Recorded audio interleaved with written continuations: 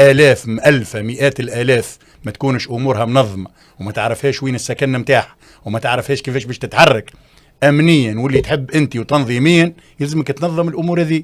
والقرار هذايا اتخذ بالمناسبة هذه، ينتهي بانتهاء المناسبة هذه. استثنى العديد من الأشخاص، منهم اللي فوق عمرهم فوق 55 سنة، منهم اللي يكون عنده من أب مغربي ولا من أم مغربي، حصيلوا عمل الاستثناءات هذه. هذا قرار تنظيمي تقوم به الدول الكل، اللي أموره منظمة يمشي يقدم تأشيرة إلكترونية كيفها كيف الدول الأخرى، تبدأ أموره واضحة، يعرف وين باش يقضي في أنا نزل، وأموره كل مريقلة، وعنده الأموال اللازمة باش موجودة كذا كذا. وكل دولة من حقها في التنظيم باش تتخذ هذا. السلام عليكم، مرحبا بكم مرة أخرى في قناتنا وقناتكم مع اليوتيوب. كنتمنى تكونوا بخير وعلى خير بصحة جيدة وفي أحسن أحوالكم. إذا كنتوا أول مرة كتشاهدوا القناة ما تنساوش دعمونا بالاشتراك في القناة، كذلك تفعلوا الزر ديال الجرس، لايك الفيديو، بارطاجيو الفيديو مع الأصدقاء ديالكم. في هذا الفيديو فيديو جديد من الإعلام التونسي كيتحدث على التأشيرة الإلكترونية اللي فرضها المغرب على عدد من الدول الإفريقية من أجل الحضور الجماهير ديالهم الكأس إفريقيا في نهاية 2025. صراحة الإعلام التونسي قال لهم من حق المغرب يفرض التأشيرة على هذه البلدان، لأن هذه البلدان اللي فرض عليها التأشيرة فعندهم واحد العدد الجماهير اللي كبير وكبير بزاف، ويعني قال لكم من حقه انه يفرض تأشيرة ويغربل يعني الناس اللي غادي تجي لكأس افريقيا، ومنهم جزائريين وكذلك التوانسه. وقال لك يعني هذا الامر هذا فهو عادي، والمغرب راه يعني مقبل على تنظيم كأس العالم، فيعني هذه بحال نسخه تجريبيه المغرب ديال التأشيرة الالكترونيه على الدول هذه، يعني بحال كيوجد لكأس العالم 2030. بلا ما نطول عليكم اخوتي، نشوفوا الفيديو. كتبوا لي اسفل التعليقات الاراء ديالكم، ونتلاقاو في نهايه الفيديو. ما تنساوش تشاركوا في القناة وكذلك تفعلوا الزر ديال الجرس ولايك الفيديو، وشكرا لكم. الأمر ما كانش واضح تماما، لأنه الرئيس قال عندما ندافع عن قضية أو مسألة وما فماش شكون يعرف يهز يعني اللي يدافع على القضية هذه، قضية بين ظفرين، ومش يحكي على القضية الفلسطينية وإنما المسألة ولا القضايا هذوما، فسنغير المسؤولين. دونك مرة أخرى فما مشكل مع الإدارة التونسية، فما مشكل مع القضايا هذه. كذلك دوليا الاعتراف بدولة فلسطين هذه أكبر حدث صاير عميد. حكينا كما جاي الكودكور نتاع نزار، حكينا على التقارب السعودي الباكستاني. قرار المغرب بفرض التأشيرة للتونسيين ماخذ صدى كبير كبير. يمكن هذه من أبرز المواضيع. عمي بلي نرجع لحكاية التأشيرة هذه اللي عاملة ضجة. إذا المغرب نعرفوها تستضيف الكوب دافريك، فأخذت قرار. هو مريم القرار ماهوش مهمة توانسة فقط، الأولاني هو الأفريقيا كاملة، الدول المشاركة كاملة قالت راهو في الفترة هذه باش تنظم العملية. قرار سيادي، احنا ما هو ديما كل قرار يلزمنا نوظفوه، وتدخل هكا الذباب الإلكتروني ويبدأ يمس في العلاقات بين المغرب وتونس. قرار سيادي تخذته المغرب باش تنظم الأمور هذه الكل، وكل الدول اللي تنظم تظاهرات كبرى متاع رياضة الكلها تشترط الأمور هذه. خاطر أنت بعد باش يجيوك آلاف مؤلفة مئات الآلاف ما تكونش أمورها منظمة وما تعرفهاش وين السكن متاعها وما تعرفهاش كيفاش باش تتحرك أمنيا واللي تحب أنت وتنظيميا، يلزمك تنظم الأمور هذه. والقرار هذايا اتخذ بالمناسبة هذه، ينتهي بانتهاء المناسبة هذه. استثنى العديد من الأشخاص، منهم اللي فوق عمرهم فوق 55 سنة، منهم اللي يكون عنده من أب مغربي ولا من أم مغربي، حصيلوا عمل الاستثناءات هذه. هذا قرار تنظيمي تقوم به الدول الكل، اللي أموره منظمة يمشي يقدم تأشيرة إلكترونية كيفها كيف الدول الأخرى، تبدأ أموره واضحة، يعرف وين باش يقضي في أنا نزل، وأموره كل مريقلة، وعنده الأموال اللازمة باش موجودة كذا كذا. وكل دولة من حقها في التنظيم باش تتخذ هذا القرار بعيدا عن تسييس هذه القرارات.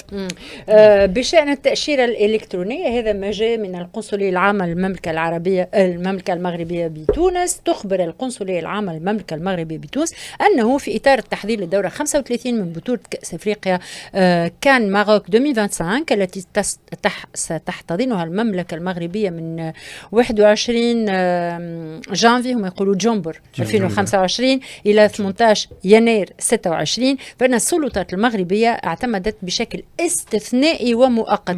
وهذا في الرسالة اللي جاءت عميد ونزار، استثنائي ومؤقت، مكتوب بالقغاء ومسطر.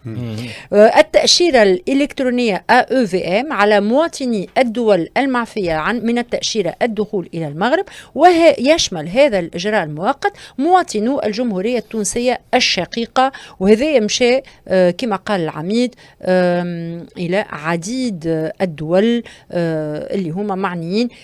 شكون اللي هما ما همش تم استثنائهم من هذا القرار؟ البالغون من العمر 55 سنة فما فوق، المتزوجون متزوجات من حامل الجنسية المغربية، العابرون للمطارات ان ترانزيت، المقيمون بالمغرب بشكل قانوني، وجوازات السفر دبلوماسية، جواز سفر خدمة خاص، وجوازات رسمية. قريت أنا البلاغ مهم على خاطر العناوين الكل اللي قريناهم أنه المغرب يفرض تأشيرة على التونسيين، عنوان ناقص، التأويل والانتقاد على الكل، هو على الكل ما باش عنوان باش باش يعمل بزيد كليك هي ما هو مسؤوليه صحيح، هي فما مسؤوليه. اما هكا يدخل يقرا فهمت بون هذيك المؤامره اللي يقوم بها المحرر باش يجبد اكثر ناس باش تدخل طعم لمسون هذيك لازم انا معناتها سيرتو في كما كان العناوين في تصريح المثير وتلقاه داخل المثير صحيح دونك هاولناه الموضوع تهويل اي تهويل هو اكثر من حجمه، لانه شوف الاخير حتى لو فما هزات على المستوى الدبلوماسي الا انه راهو في الاخير راهو تونس والمغرب راهو تاريخ كبير من العلاقات، معناتها تاريخ كبير من العلاقات مش باش تطيح بهزات كي هكا. تصير الهزات تصير كذا تصير، اما لكن في الاخير راهو فما علاقات، راهو فما نسب بين الشعب التونسي والشعب المغربي، راهو فما انا نشوف فيه مسير مشترك للمنطقه الكل. فهمتني راهو كي جات الدنيا رانا فهمتني عاملين تكتل كما برشا ناس قاعده تتكتل في منظمه شانغاي على مستوى الاتحاد الاوراسي روسيا. هو مش تكتلات تكتيكات باش ما نتكتلوش. هو مالوريزمون لو غران مغرب اول فكره تعملت في تجمع بين دول، تجمع بينها النسيج الاجتماعي غير وما مشاش. حاجه اخرى زاد مريم باش نزيدها في النقطه هذه فقط عميد الذكر الجزائر، تونس، السنغال، بوركينا فاسو، راس الاخضر، الجابون، النيجر والتوغو، هذوم المعنيين. اي مريم الموضوع الاخر زاد هي تحضر في كوب دي موند، راهي هذه بروفا قبل الكوب دي موند اللي باش تنظموا هي والبرتغال وغيره. وفي اعتقادي معناها قرار تنظيمي، عندك تذكره قرار تنظيمي تمشي تقصد ربي على روحك معناها. اما زاد انت في تظاهره رياضيه تلقاه هذا مرسكي والاخر هارب والاخر ما عندوش وين يبات والاخر بيت تحت قنطره، زاد كل دوله تتخذ القرارات هذه اللي هي حره فيها من غير ما نسيسوها، خليه العدد هكاك. هو قرار تنظيمي بانتهاء هذه الدوره، وثم استثناءات نتاع برشا فئات اخرى. رئيسة الحكومة سيدة سارة زعفراني برشا حديث وبرشا لقاءات وبرشا اجتماعات والرقمنة ونذكروا رئيس قال لازم تكون رقمنا ذات سيادة ورقمنا وطنية ورقمنا لازم تكون معناتها باش تكون فيها تو لي غارد فو بوسيبل. ولكن كل نهار ما نمشيوش فيه إلى الرقمنة هو يوم ضائع باش نطوروا الإدارة ونطوروا الواقع اللي احنا عايشين فيه. نزار والله هو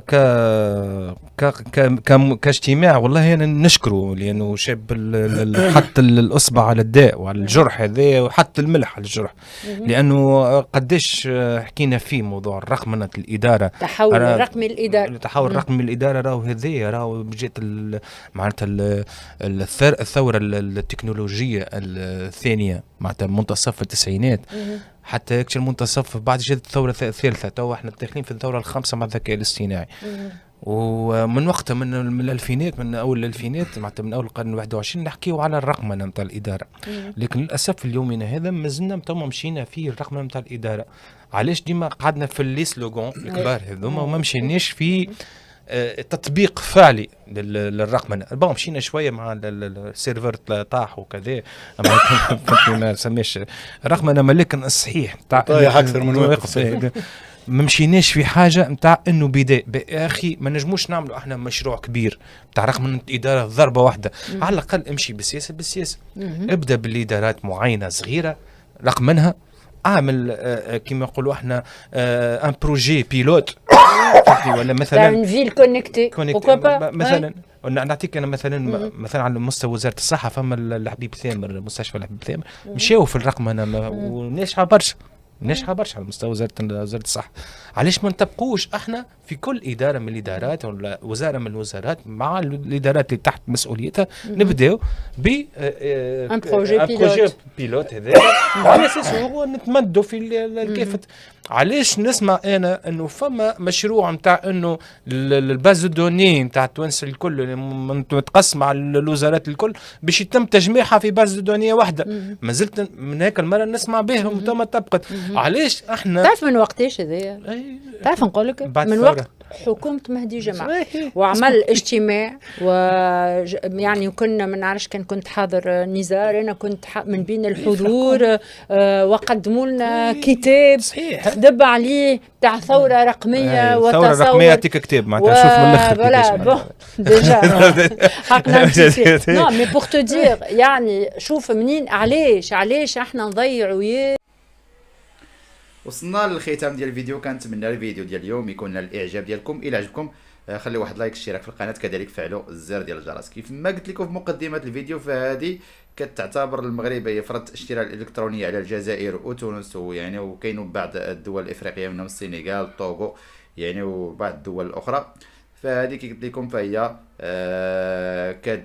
نسخه تجريبيه للمغرب، يعني هذا التاشيره الالكترونيه فهي غتكون حتى في كاس العالم 2030. يعني راه من حق المغرب كيف ما قال التونسي انه يفرض التاشيره، لان ما يمكنش اللي جا غادي يجي للمغرب، كاين اللي غادي يجي مجرم، كاين اللي غادي يجي يعني ديجا عنده شي سوابق ولا هارب مثلا من بلاد وجاي للمغرب. فمن حق المغرب انه يدير التاشيره ويعني ياخذ معلومات عليه مزيان، وديك الساعات مرحبا به يجي يتفرج في كاس افريقيا. المهم اخوتي كتبوا لي اسفل التعليقات الاراء ديالكم حول فيديو ديال اليوم، نتلاقاو في فيديو قادم ان شاء الله.